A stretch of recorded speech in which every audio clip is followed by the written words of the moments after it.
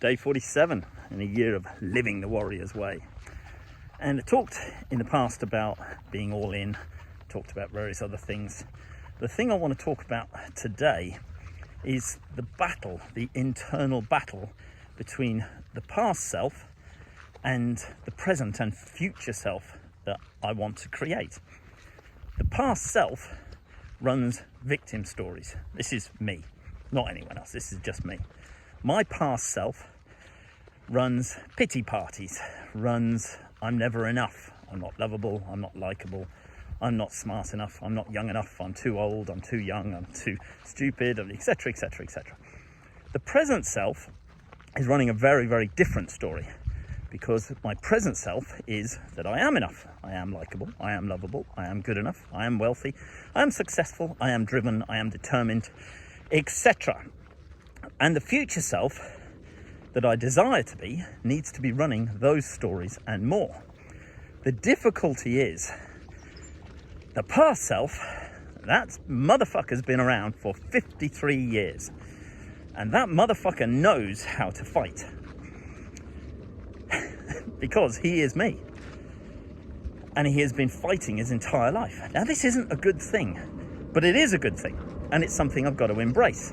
And it's something that I've got to placate that past self, because the inner child within me is often the person who is driving the show, and that's not good.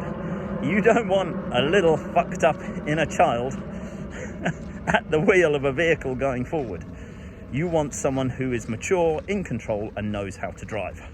So what I'm trying to get at is today is I'm doing the work on the inner child.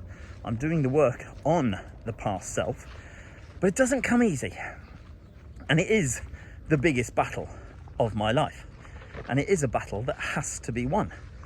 It's not something where I can just lay down and say, it got too hard, I didn't bother, I gave up. And I'll give you an analogy. There's a thing I used to do ultra marathons, I used to do Ironman triathlons and things like that. There's a thing called DNF, did not finish, or RTC, refused to continue. And I've only DNF'd in a couple of races in my life. Never in an Ironman, once in 100-mile ultra marathon, and once in another mountain ultra marathon. And in the mountain ultra marathon, it got too much because it was too extreme, and my brain couldn't cope with the trauma that was happening to my body.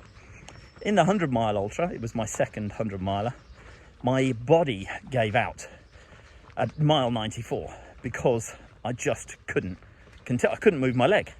It was fucked. So I couldn't lift it, I couldn't crawl. And that wasn't a refuse to continue. That was a DNF, a did not finish. Because my head was right. I wanted to finish that race. My heart was right. I wanted to finish that race. But my hardware wasn't right. I was unable to finish that race. So I could have beat myself up, and I did, believe me, for quite a while. But then I got over it. And a lot of people say, why don't you go back and do that race again? See if you can exorcise it. But what's the point in that? For me, no point. I'd rather learn the lessons. And believe me, I learned far more lessons from those two failures than any of the successes in my racing days. And what I've got to do is learn today from my failures to not be amazing at this stage, at day 47. Because it's a long journey.